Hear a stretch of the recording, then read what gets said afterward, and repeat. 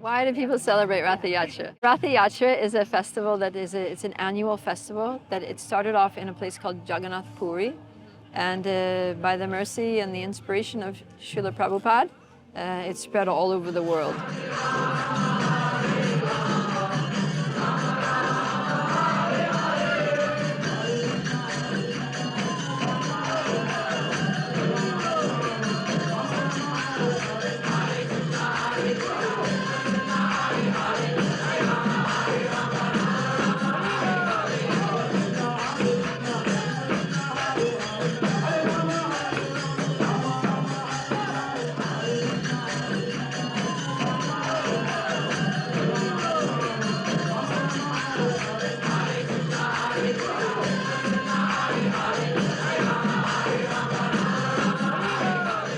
Ratha-yatra literally means the festival of the chariots. And these chariots, which was a means of travel or conveyance in ancient times, was just a way to get around. And it's in reference to a big event, a family reunion that took place about 5 millennia ago in northern India, a place called Kurukshetra. People of Krishna's family came together and converged and had a big spiritual event, like a Kumbh Mela, like a big event with a spiritual purpose.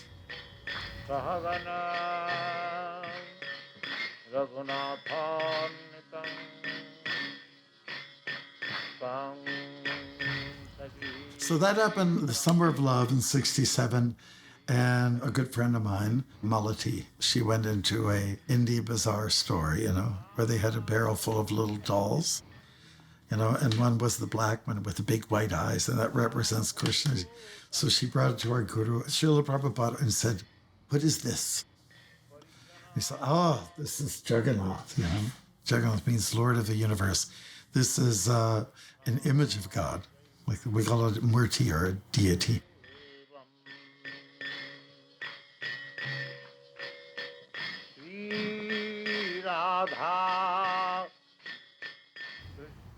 Srila Prabhupada said, "Where did you get this?" And she said, "Oh, from a bazaar store. Are there any more like these?" "Yeah, there are others of different colors."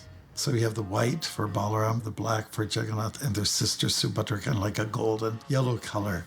Prabhupada encouraged her, "Go get the other pieces." So 3 came, and Shyamasundar, Malati's husband, started to carve away at them. Devotees want to know what else about these deities, little dolls, which now got carved to like this level by Shyamasundar. He said, "Okay, we'll have a chariot fest just like we do in East Bengal, where he comes from. We'll do it like that." And people just chanted around that.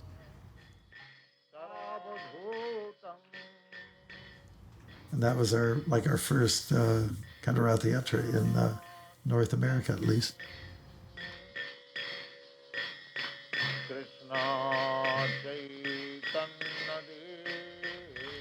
So that's taken off now, and many of our temples will have these images of Krishna stacked away.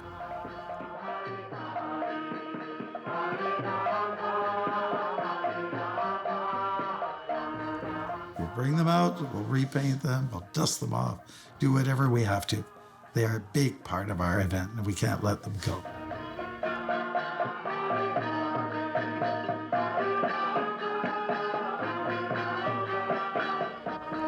My first was in 73, but the first one that was actually organized here on some scale was in 72. It was the year before.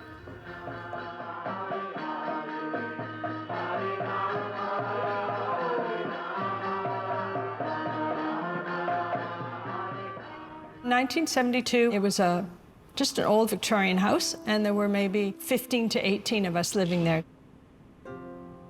Enthusiastic young people just really wanting to do all the right things for Srila Prabhupada and to celebrate all the things that we should be celebrating.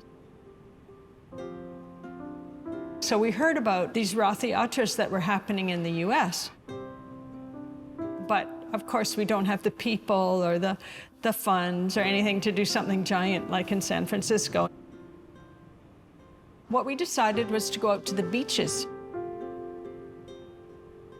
We actually rigged up a children's red wagon, one of those little wagons that you pull your kids in. So we took Lord Jagannath, we made a styrofoam base so that he wouldn't move, and we put him there. We dressed him really pretty, lots of flowers and new clothes that we made ourselves. We didn't order anything from India in those days. We made some kind of a hood on it to shade Jagannath from the sun with, all kinds of decorations. We had a cargo van, I guess they're called, so we all just sat in the back with the wagon and we went down to the beaches. So we took Jagannath out, we put him in the cart, and we just started walking down the street. The men were doing a little kirtan, walking along beside the wagon that was being pulled down the middle of the road. And us girls, we would go up to all the houses on the street and just knock on the door,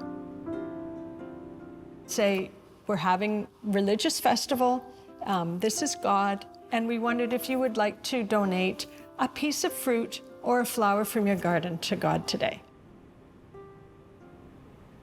We had a pile of apples, oranges, bananas in front of the wagon, and lots of flowers piling up because it was summer, so there were gardens full of flowers.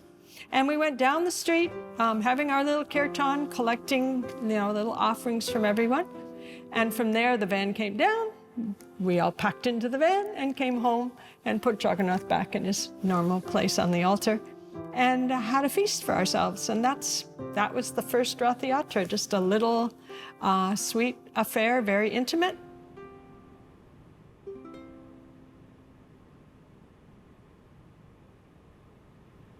Now I go to ratha-yatras and it's like, wow.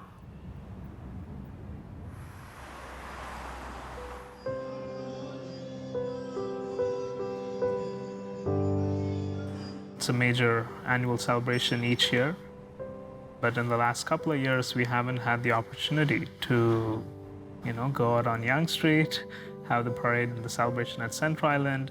So there's that aspect of separation for the last couple of years.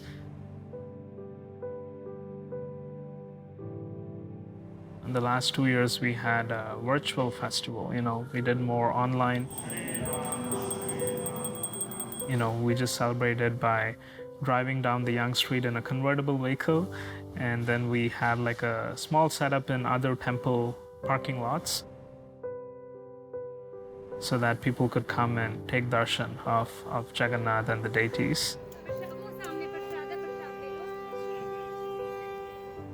But yeah, it's very different from being at the Central Island and having like a typical full-scale festival. So the highlight and the special part for this year would be just going back to the Central Island and having our usual festival like how we've had in the past. So that's something to look forward to for me.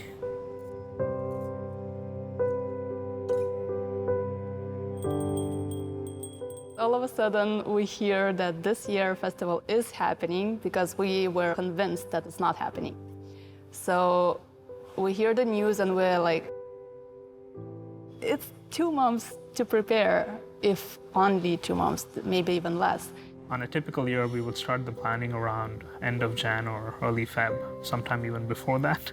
But this time around, we pretty much started the planning process end of April. Our guests get booked pretty early before they're taken away.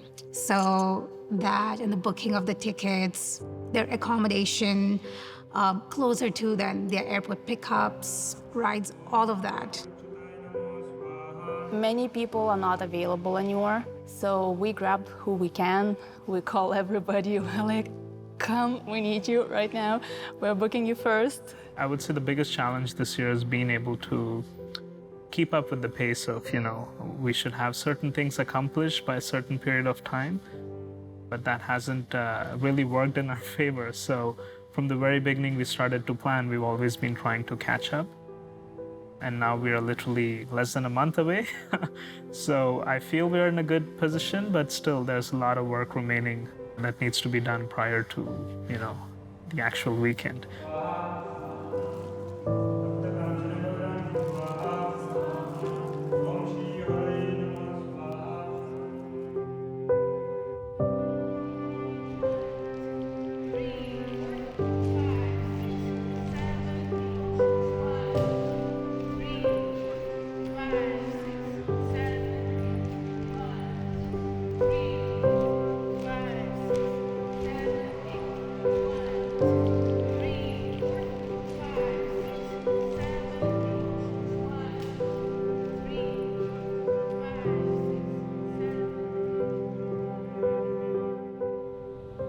So when Krishna is literally overwhelmed with love for his devotees, then just thinking about them invokes symptoms of ecstasy in his transcendental form. You know, his eyes get really big and he gets a super huge smile, and no material experience can do this. Only transcendental, spiritual, ecstatic experiences can do this to us.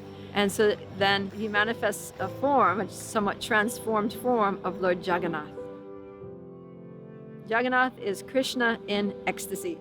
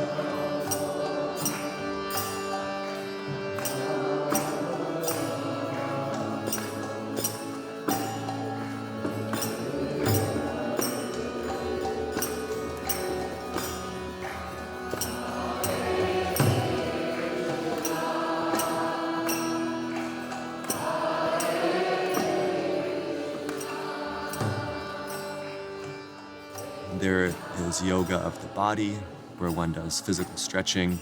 And there's yoga with one's mind, where one contemplates philosophy. And there's yoga of the heart, and that is bhakti.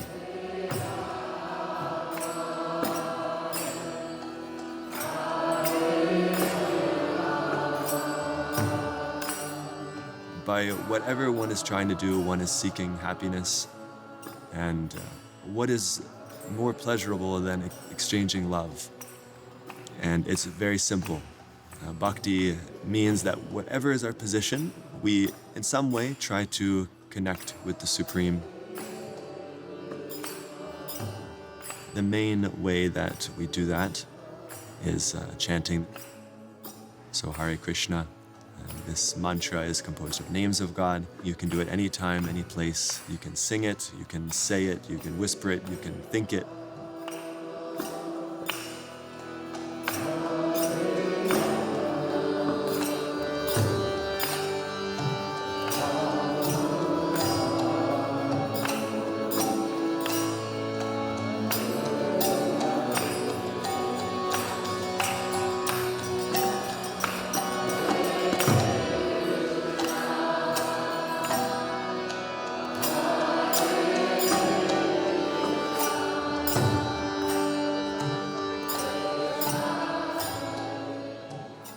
Connect with the source of happiness, just like when you plug a fan into an outlet. You're connected with the whole station in the city. It's connected to that potency. So in that way, when you connect with God, when you plug in by doing some service, you feel yourself very happy.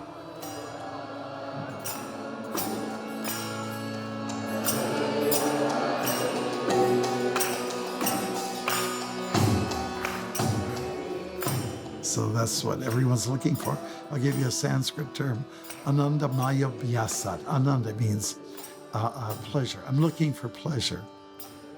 Where do you find it? Not in material things. You find it in spiritual things. You have to go beyond what is established here in this world.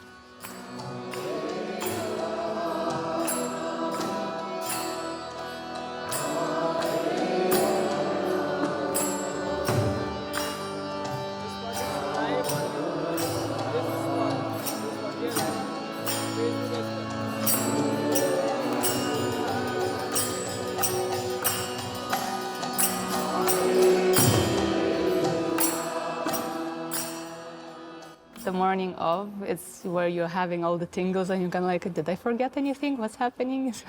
How many people will come? Is everybody gonna be on time? All the little things that run through your head.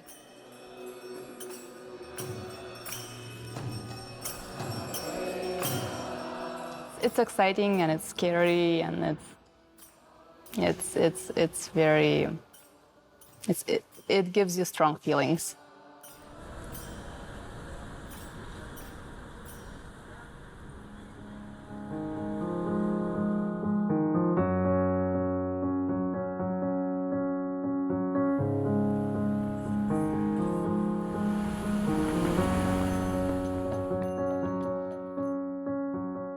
So the parade is all about bringing Lord Jagannath out, bringing him down, celebrating his appearance.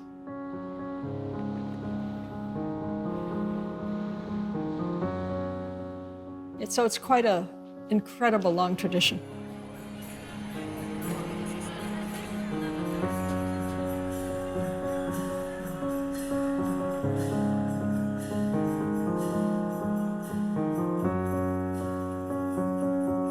We typically have 3 ruts. Our parade goes down Young Street, which is the biggest street in the world.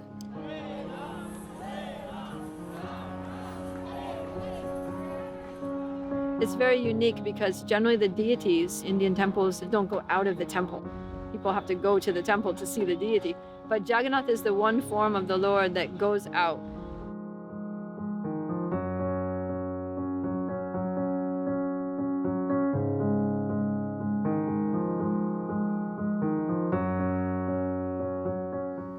The reenactment is a little different. You might have horses in a parade, but here the chariots are hand-pulled with ropes.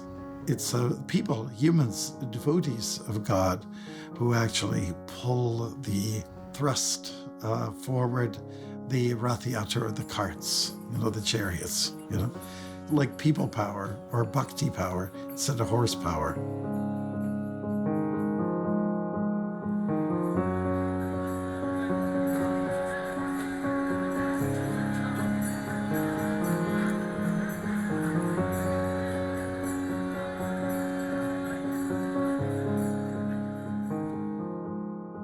Bhakti means devotion, so through the devotion of people, they bring the images of the royal family down the road so that everybody can see.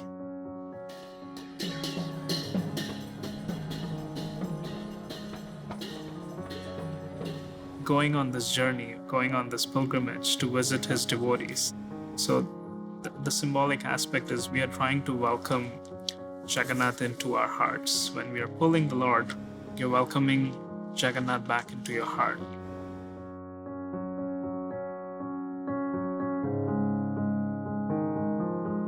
It's basically saying all equal. It's acknowledging that fact.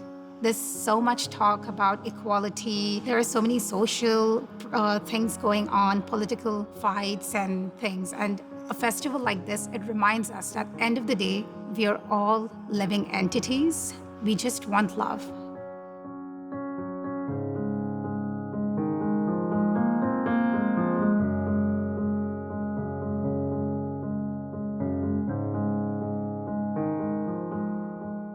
We were just participating in a different approach to partying, you know?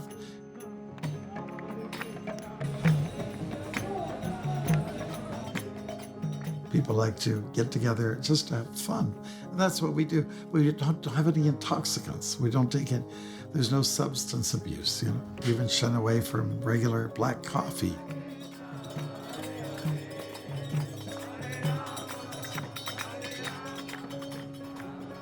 Here with chanting mantras and dancing and eating great food and remembering Jagannath, these are all expressions of joy.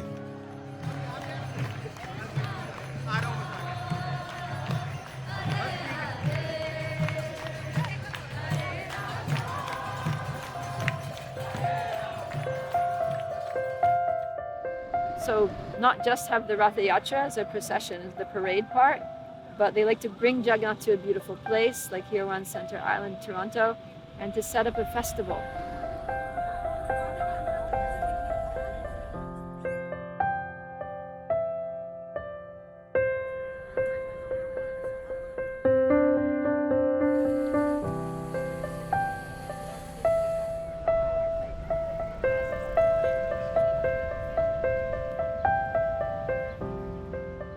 Setting up all these stalls, we have seminars, we have questions and answer sessions, we have book tables, we have stage shows and kirtans.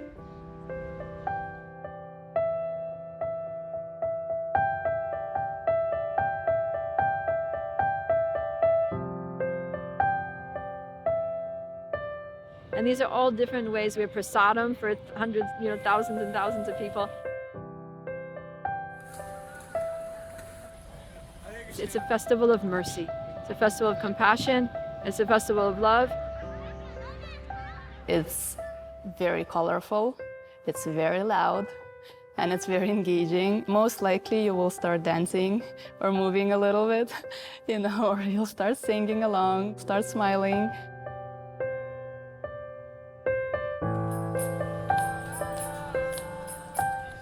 Jagannath's mood is also so compassionate. Everyone who comes to the festival feels happiness. They feel happiness, they're smiling, they go away, with a full belly and a full heart and a big smile.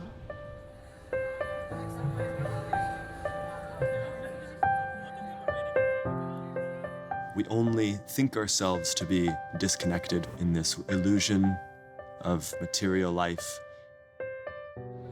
that this body is me, everything connected to this body belongs to me. But in fact, I am the soul.